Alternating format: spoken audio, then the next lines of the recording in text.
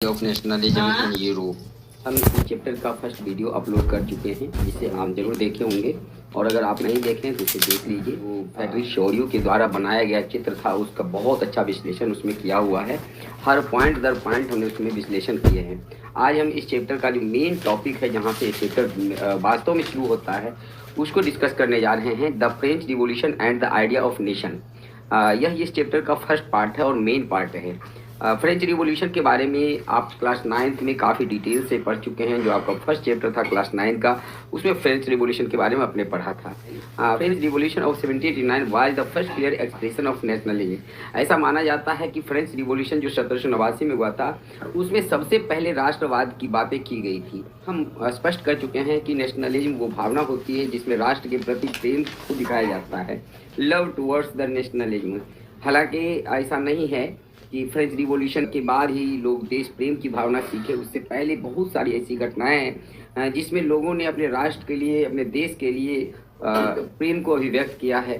भगवान श्री राम ने जब श्रीलंका वो गए, रावण को उन्होंने मारा, तो लक्ष्मण जी ने उनसे कहा था कि भैया क्यों नहीं इस सोने की लंका में ही रहा जाए, क्योंकि अब तो ये हमारा है, हमने लंका को जीत चुके हैं, तो इस लंका में क्यों न रहा जाए।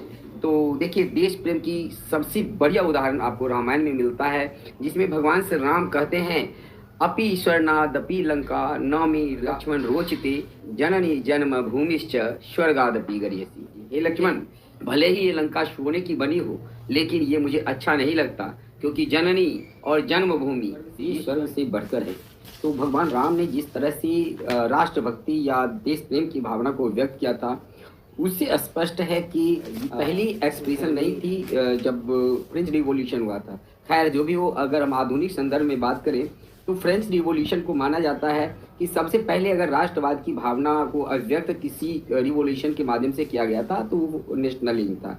हम इस वीडियो में फ्रेंच रिवॉल्यूशन के उस तथ्य को जो आपने क्लास 9 में पढ़ा था, उसको एक तरह से हम उसको दोहराने का प्रयास करेंगे, और उसके बाद हम नेपोलियन बोनापार्ट के रिजीम में जो फ्रांस में हुआ उसकी चर्चा करेंगे, और फिर हम देखेंगे किस तरह से फ्रेंच रिवॉल्यूशन और नेपोलियन बोनापार्ट ने राष्ट्रवाद की भावना को समूचे यूरोप में फैलाया। कि जो फर्स्ट स्टेप था, steps taken by the French revolutionaries to create a sense of collective identity among the French people. French people के माध्यम से जो रिवॉल्यूशनरी थे, जो क्रांतिकारी लोगों थे, उन्होंने देश प्रेम की भावना लोगों में बढ़ी थी। इक्वलिटी, लिबर्टी और फ्रेटर्निटी, स्वतंत्रता, समानता और बंधुत्व, ये जो भावना थी, ये फ्रेंच रिवॉल्यूशन का जो नारा था, वो कलेक्टिव आइडेंटिटी को दर्शाता था। यानी फ्रांस में रहने वाले सभी लोग एक हैं। और मैं बता दूं कि फ्रेंच भाषा को मुख्य भाषा के रूप में वहाँ पर मान्यता दी गई। फ्रेंच भाषा को फ्रांस का एकमात्र भाषा बनाया गया। जो रीजनल डायलेक्ट्स थे उसको हटाए गए थे, और फ्रांस के सभी लोगों में एकता की भावना को भरने का प्रयास किया गया था। Idea of la patrie and le शिट्यूल।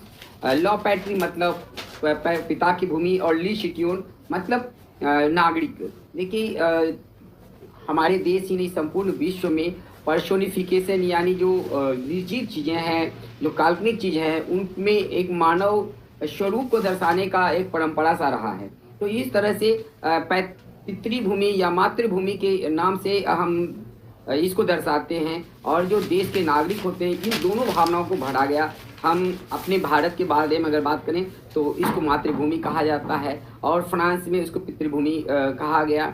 और जो सिटीजन्स थे, नागरिक थे, उन सब में एकता की भावना को भरने के लिए इस आइडिया को वहाँ पर अडॉप्ट किया गया। New French flag. French revolution से पहले जो राजा के वहाँ पर झंडे थे, हर देश का एक अपना झंडा होता है, तो इस तरह से फ्रेंच मोनार्की में जो झंडा था उसको हटा करके एक ट्री कलर को अपनाया गया। तिरंगा जो फ्रांस का था, आपने उस भी देखा था कि जो फ्रांस के लोग जब स्वतंत्रता की देवी के पास से गुजर रहे थे तो उनके हाथ में एक तिरंगा झंडा होता था। तो तिरंगा झंडा जो था वो नए फ्रांस को प्रतिनिधित्व करता था। State general was elected and renamed national assembly. 5 मई 1789 ईस्वी को 5 मई 1789 से पहले जो फ्रांस का पार्लियामेंट हुआ करता था उसको जनरल असेंबली कहा जाता था। और लुई 16वां, आपको याद होगा कि 5 मई 1789 ईस्वी को जनरल असेंबली की बैठक बुलाई थी मुद्दे पर, टैक्स बढ़ाने के मुद्दे पर जब वोटिंग हो रही थी उस समय जो फर्स्ट स्टेट और सेकेंड स्टेट के लोग थे वो पुरानी परंपरा के अनुसार यानी हर वर्ग के, मैं थोड़ा सा इसकी कहानी आपको फिर से बता देता हूँ ताकि आपको वो याद हो जाए। जो 5 मई 1789 ईस्वी को वर्सलीज के पैलेस में तो स्टेट जनरल का जो बैठक बुलाया गया था उसमें 300 मेंबर फर्स्ट स्टेट से, 300 मेंबर सेकेंड स्टेट से और 600 मेंबर जो थे वो थर्ड स्टेट से थे। तो फर्स्ट स्टेट और सेकेंड स्टेट को आमने सामने बिठाया गया और 600 जो थर्ड स्टेट के लोग थे उन्हें पीछे बिठाया गया। इस असेंबली को बुलाने का उद्देश्य था कि लुई 16वां टैक्स बढ़ाने का प्रपोजल पास करवाना चाहता था और बिना जनरल असेंबली के अप्रूवल के वहां पर यह संभव नहीं था कि फ्रांस में कि राजा अपनी मर्जी से टैक्स को बढ़ा दे। इसके लिए उस बैठक बुलाना मजबूरी थी लुई 16वां को। तो जब वोटिंग की बारी आई तो वोटिंग में राजा जो चाहता था कि पहले की तरह, देखिए पहले क्या होता था कि भले ही 300 आदमी हों या 600 आदमी थे, हर वर्ग को एक ही वोट देने का अधिकार था। 300 आदमी का 300 वोट नहीं काउंट होता था। तो फर्स्ट स्टेट के पास भी एक वोट थे, सेकेंड स्टेट के पास भी एक वोट थे और थर्ड स्टेट के पास भी एक वोट थे। फर्स्ट स्टेट और सेकेंड स्टेट को ये जो लोग थे उनको टैक्स नहीं भरना पड़ता था, टैक्स सिर्फ थर्ड स्टेट के लोग भरते थे। तो इस तरह से अगर फर्स्ट स्टेट और सेकेंड स्टेट अगर वोट दे देते थे टैक्स बढ़ाने के लिए तो उनके ऊपर कोई असर नहीं होता था। सारा असर जो सारा बोझ जो था वो थर्ड स्टेट पर चला जाता था और थर्ड स्टेट के पास सिर्फ एक ही वोट था। राजा का जो प्रपोजल था वो पास हो जाता था। लेकिन अब चूंकि मिडिल वर्ग जो था वो शिक्षित हो चुका था, अवेयर हो चुका था, रूसो, जॉन लॉक और मॉन्टेस्क्यू जैसे लोगों के विचारों से प्रभावित था। तो अब इनका कहना था कि नहीं, अब पुराने मेथड से वोटिंग नहीं हो, वोटिंग के लिए जो पैटर्न हो वह प्रत्येक व्यक्ति को प्रत्येक प्रतिनिधि को एक वोट देने का अधिकार मिले और उसका एक वोट काउंट हो। अब देखिए अगर इस तरह से अगर वहां पर वोटिंग होती है तो 600 वोट इनका हो जाता और उन दोनों को मिला करके भी 600 वोट होते। ऐसे में राजा का प्रस्ताव जो था, प्रपोजल जो था वो फेल्ड हो सकता था, वो रिजेक्टेड हो सकता था। इसलिए राजा ने उनके प्रस्ताव को नहीं माना और तब थर्ड स्टेट के लोग नाराज होकर के वहां से निकल गए और फिर जो वहां पर एक टेनिस कोर्ट था फ्रांस में, वहां पर जा करके उन्होंने जनरल असेंबली के जो थर्ड स्टेट के प्रतिनिधि थे उन्होंने सभा की और उसके आधार पर फ्रांस में एक कॉन्स्टिट्यूशनल मोनार्की आई। से राजा को संविधान के अंतर्गत आना पड़ा और एक इलेक्टेड बॉडी जो नेशनल असेंबली कहलाती थी वो फंक्शन करना शुरू कर दिया।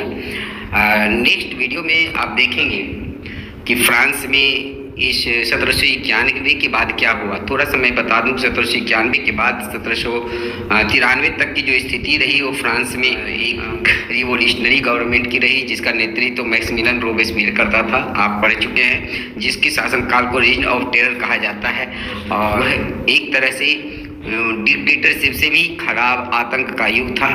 और एक साल के अंदर ही उस सरकारी रिवोल्यूशनरी गवर्नमेंट का भी पतन हो गया और फिर वहाँ पर एक डिक्टेटरी शासन आया। 5 लोग जो डायरेक्टर हुआ करते थे डायरेक्टरी शासन में और वो पांचों मिलकर के शासन करते थे। लेकिन जो डायरेक्टर होते थे, डायरेक्टरी जो थी, उनका नेशनल असेंबली से ज़्यादा बनाव नहीं रहता था और बात पर वहाँ पर क्लैश होते रहता था, जिसके कारण ये शासन व्यवस्था कमज़ोर पड़ गई थी। और उसी का लाभ उठाते हुए नेपोलियन बोनापार्ट इन व्यवस्थाओं को समाप्त करके वहाँ का भाग्य विधाता बन जाता है। और नेपोलियन बोनापार्ट ने किस तरह से 1799 से लेकर के 1815 ईस्वी तक फ्रांस में शासन किया, उसके बारे में पूरी तरह से हम नेक्स्ट वीडियो में चर्चा करेंगे। तो आप हमारे साथ बने रहेंगे। Thanks for watching, have a good day.